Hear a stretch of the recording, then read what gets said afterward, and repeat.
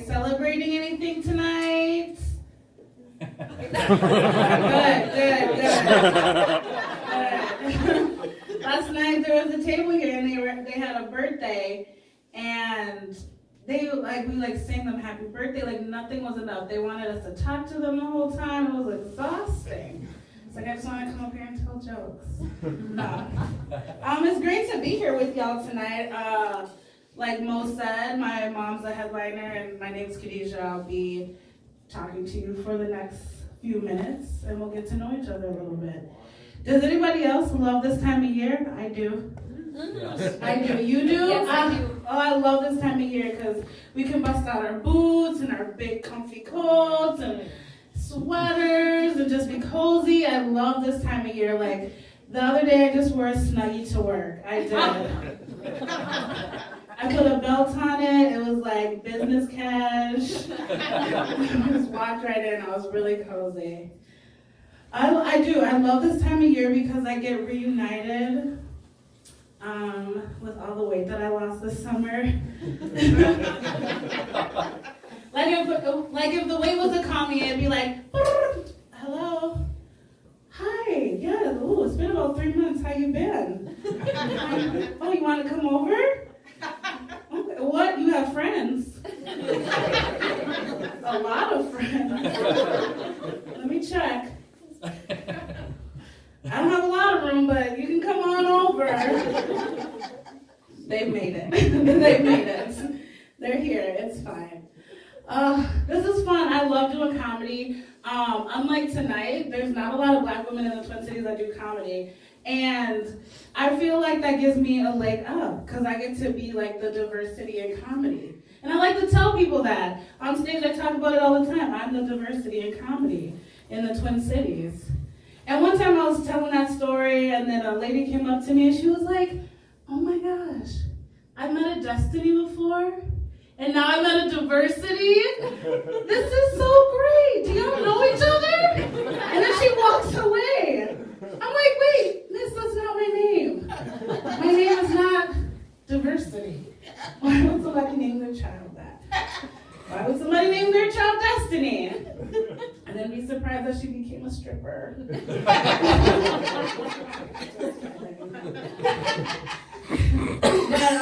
I love my name, but I know that it was gonna be hard for people like to say it. I knew that since the first day of kindergarten. I walk into kindergarten very excited, and then the teacher starts roll call. She looks at her list. Susie? Hi, Susie. Hi. Mary? Hi, Mary. You're gonna love kindergarten. Whoa. Second class. Kids. Khadijah? I looked over at Susie and I was like, that's a stupid fucking name. I looked at the teacher, she looked back at me. I looked at the teacher, she looked back at me, it was like a name stare down. And she was like, I'm sorry. Who has the last name Cooper? And I was like, that's me. My name's Khadijah. She was like, oh, I'm sorry. I looked at Susie, I was like, holy shit. This teacher can't even read. I'm not gonna learn nothing from her. Oh man. I do. I love my name. I love the way that it sounds, Khadijah. I love it so much, so I named my daughter something very similar. Her name is Anaja. And she's 14. Ah! She's 14. If anybody in here has had a 14-year-old daughter, please make some noise. I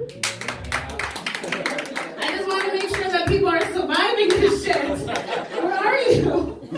It's awful. I just, it is so awful. I walk in her room just trying to be nice, and she it's like the exorcist, get out of my room. And I'm like, oh my gosh, I'm just trying to love you. What is wrong? She's like, I just want to be by myself. And I was like, well, I just want my old body back and no stretch marks. We all can't have what we want, in life. Oh, having a 14-year-old daughter, there's high highs, there's low lows. It's like World War, all of them. It's just so sad. And then this one day, I picked her up from her friend's house.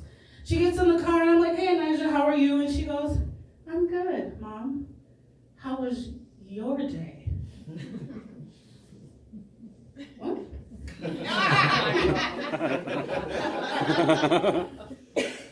On the outside, I was like, it was good. On the inside, I'm like, where's their Fleet Farm so I can go get strapped up just in case some shit pops off. Just in case, because that was the scariest thing that happened to me. And I've known a lot of fear before, but that was real scary. But in all fairness, she's actually like a really good kid. I'm really lucky. We were looking at Instagram together, and I made a comment about a video that I saw, and she goes, Mom, that's slut shaming. Don't do that. And I was like, oh my gosh, I'm slut shaming the naked girl on Instagram going like this.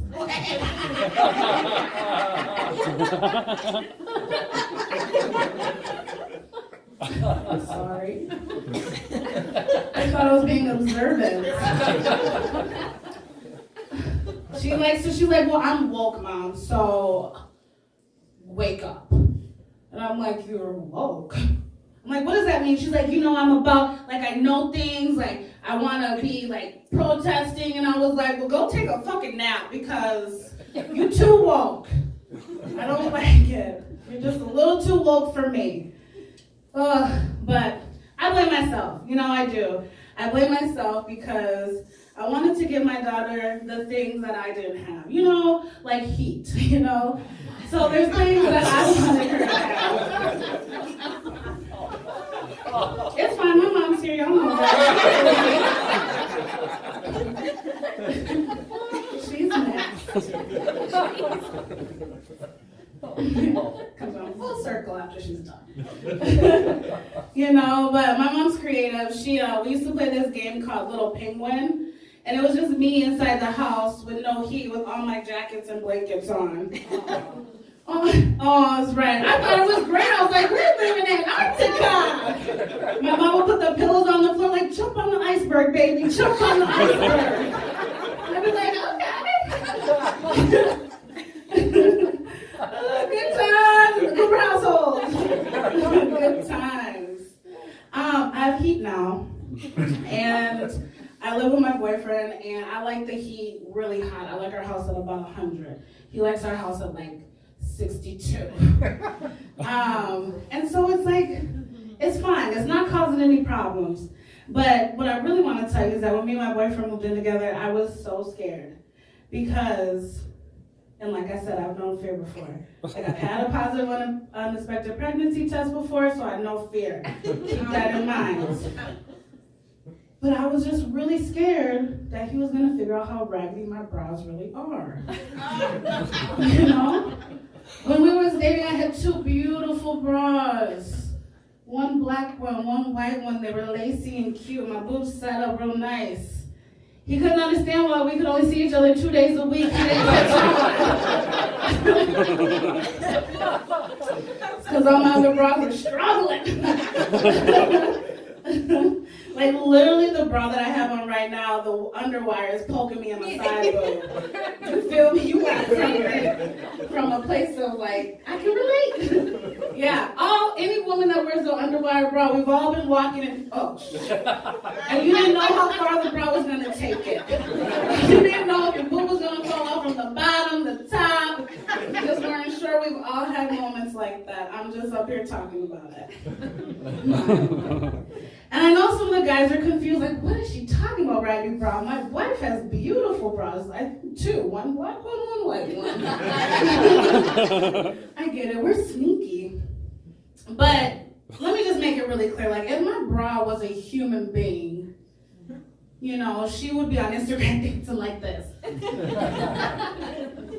If my bra was a man, actually, he'd probably be pretty successful. So that's not a good example. Let me give you another example. If my bra was a human being, she might have drank a little bit too much on a Monday night, woke up in a place she wasn't quite sure of, and was about 20 minutes late to her temp job on Tuesday. That's the state that my bras are in. We're holding on. The class, we're holding together by hope and a prayer. Destiny, please come through today. Hold my bras together. But after me and my boyfriend been living together for a while, I finally figured it out that he doesn't care what my bras look like. He just cares about my tits. So I was worried for nothing. Which are not raggedy. My boobs are fine. Throw that hat in the ring. When you move in together, you think you know somebody. When you move in together, you find out other things about them that's like, oh, like how did I not notice that? Like my boyfriend doesn't eat vegetables. Now I know what you're thinking. Oh, he doesn't eat vegetables. Well, he'll eat like a tomato. Nope. I know what you're thinking. Like, oh, he'll just have like a little bit of onion in the side. Nope. No vegetables. And I didn't notice this. I'm like, babe, you're gonna get scurvy. Like you're gonna get sick. What is your body running on? Because you're deficient in like the whole alphabet. What is this? What's happening? You need vegetables. And he's like, babe, it's fine. It's fine. I get a smoothie on my way to work every day. And I'm like, oh, okay, good, great. Do you put a little spinach in it, or some kale, or Boost, or protein powder, something? He's like, no. I usually just put a little strawberries and some yogurt and cream in it. And then when I get to work, I have some of those little Whopper candies, those malted, so I smash those up, put them in there. I said, babe, stop. You stop right there. You're having a strawberry fucking malt for breakfast every day. That's the wrong way. You're about to have diabetes too. What's happening? My boyfriend eats so much meat that he's Iron Man. His whole body is just too much red meat. Like at any given time, he's ready to donate blood because his iron count is so high. No? Nobody's ever given? Okay. Sometimes I joke. I did that joke at a nurse's thing. People, they loved it. Here, I get it. You have to have a level of education to get that joke. No, that's... Let me explain it. What I'm saying is that you all seem very smart. And I love all of you. But you have to have a lot of iron to be able to give blood. I'm working on that joke. I might scrap it. It ain't gonna get Actually, it's out. Fuck that joke. That joke made me insult a whole crowd of people here laughing at my jokes. Fuck that joke. That joke's an asshole. Oh, I'm like my boyfriend who is all protein. He's just all meat. It's fun. He's a good time though. So I'll say one thing. I'll talk about me because that feels like a good place to go after what just happened. I'm 35. I'll just put that out there right now. So if anybody's over 35, I love you. You are my people. I'm 35 and I really started getting smart because I started thinking that I have to think about the earth. And so I started recycling, to save the planet. But I started recycling the makeup on my face. Because my motto is, tonight's eyeliner is tomorrow's smoky eye. We're gonna reduce, reuse, recycle. That's a life hack, ladies.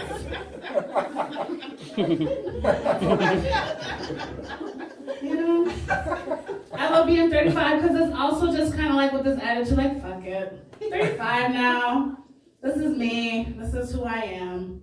But every once in a while, I'm like, oh, I'm cool. Like, I'm cool. I'm hip. And then I'm reminded that I'm not. Every time, like, a hipster offers me kombucha, I'm like, I don't like it. I don't like kombucha at all. And I love that nobody gets that because that means y'all are my people. Kombucha is this new drink that I think you have to have a man bun and dress like a lumberjack. Never have touched an axe to enjoy. I think, like, avocado toast is not for me. Like, I'm old school. I want my toast to have butter and jelly on it. I want my avocados and guacamole with some chips, hopefully with a taco or 6 on the side, with a margarita. Like, I want a fiesta. I don't want that on toast. I want to keep them separate. I love being 35, but when I think I'm cool, I get reminded that I'm just like getting way too old. I brought my coworker coffee, and I was like, here's a cup of coffee. They're like, oh my gosh, thanks. And I was like, wait, you got the money for it? Same time. I give you the coffee, give me the money. They were like, oh, Khadijah, I'm sorry. I don't have any cash. I'll Venmo it to you. And I'm like, what's a Venmo? She's like, like that app on your phone. I'll just like zap you $6. Zap it to where? Where's your $6 going that I'm going to be able to get it and spend it? I don't understand technology. Like when she said Venmo to me, I was like, is that something that the Power Rangers do right before they go into battle? It's like black, yellow, orange, Venmo up, go! Is that what a Venmo is? When she was like, I'll Venmo it to you, I was like, is that something the Jetsons call their maid behind her back? Like, Jan, that Rosie's such a Venmo, right? Like, what is this Venmo thing? I downloaded the app. It took way too long for me to understand how to use it. By the time I actually got it, she had already been to the cash machine and came back with $6 cash. And I was like, easy. Have cash on you all the time. Oh, goodness. So sometimes in my life, I go through healthy and unhealthy phases. Like we all do, I'm sure. I just want to let everybody know I'm in the middle of an unhealthy phase right now. And I didn't know that until I walked up the stairs at work. That's when I was like, oh, this is an unhealthy phase. I'm not doing good. I get really enthusiastic at work sometimes. I'll run up the stairs to tell someone something. As soon as I hit the top of the stairs, I was like, ooh. My coworker Julie comes up and is like, hey, Khadijah, how you doing? And I'm like, Julie, be observant. How does it look like I'm doing? Get some oxygen or something. Help me, please. I'm breathing heavy. I went upstairs. So I'm going to work on that a little bit, my fitness. Maybe. I don't know. Maybe I'll work on that. Speaking of my job, I really am lucky I have a job that I love. I teach sex ed. So it's the funnest job. And I will say, whoever made that phrase, there's no such thing as stupid questions, never taught sex ed.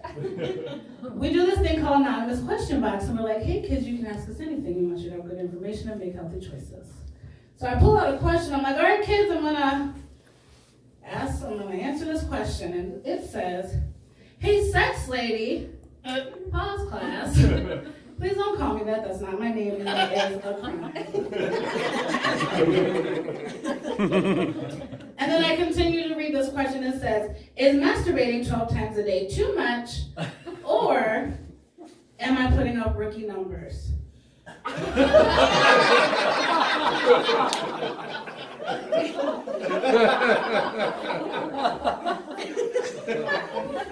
I was like, thank you, that's a great question.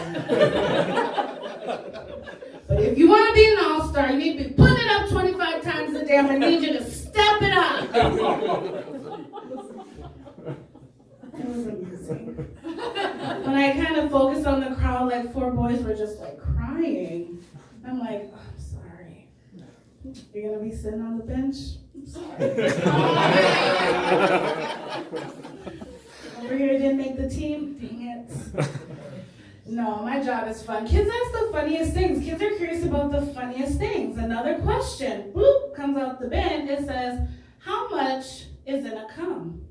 Is it 1 cup? Is it 1 tablespoon? I need to know the unit of measurement.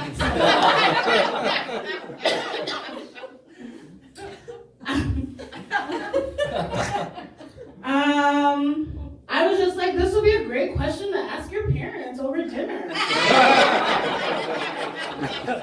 We encourage family communication. I encourage you to do that.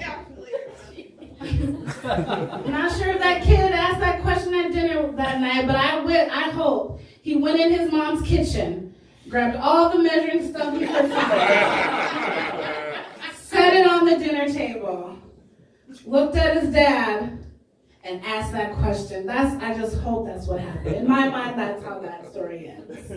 Hopefully for your mind too. That's fun. The questions are my favorite part, but know the questions are fun, but we were all kids once. We all asked silly questions and stupid questions. I know I did. I used to ask my mother who my father was, so we figured it out. Look at me now. Look at me now. We figured it out. But yeah, people ask me like, why sex psychedesia? Why did you decide to do that as a job? Because originally I wanted to work in probation and work in the juvenile system, and I took a turn for the funnest thing ever because I get to teach sex ed. And I tell people because I just believe that women deserve to have sexual pleasure far before I ever got to figure that out. I didn't know the things that I wish I would have known a little bit earlier. So I'm going into classrooms, just telling boys, like, eat pussy, it may be weird. We gotta start doing it sooner. Don't wait so long. College, too long. You're in college, you get your first pussy, it's too long. Start early, so when you get to college, you can be good at it. Open those flaps and get in there. I'm sorry, that was that too? That was a little dirty. You're good. Nice. So you can handle that. You can kind of handle her. Speaking of my mom, she's awesome. I remember, my mom's been doing comedy 25 years. I remember being 8, and it must have been 1990. CPS wasn't answering their phone. Because I was in the nightclub, an old club called Pepitos, where my mom used to do stand-up. It's not there anymore. And I remember looking at her on stage, making people laugh, and thinking like, oh my God, my mom is famous. And then we go home and not have heat. And I was like, my mom's not famous. But I remember thinking, man, I want to do what she does. One day I want to be up on stage making people laugh. I've been doing this 9 months, and it is an honor and a pleasure to bring up my mom, the funniest woman I know, Miss CeCe Cooper!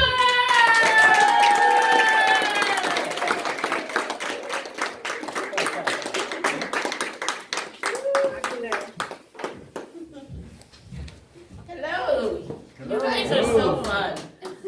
You know, it's so fucking weird to have my daughter standing up here with a mic in her hand in a room full of strangers talking about having somebody eating pussy. You know, I mean, how would you feel if you had to listen to your kids talk like that? I'm like, oh. So anyway, my name is CeCe, and I like dick. So. Gotta get her back, right? So I looked in the mirror when I was getting ready to leave today, and I looked in the mirror and I was like, oh, I can totally go out in public with these pants on my head. No, seriously, these are pants. So, anyway, yeah, my name is CeCe. And so when I talk about like listening to my daughter talk, how she talks on the mic, and like the things that I say, and she has to listen to me say, and I always think about that one time when I was a kid and I heard my mom on the mic, and I was like.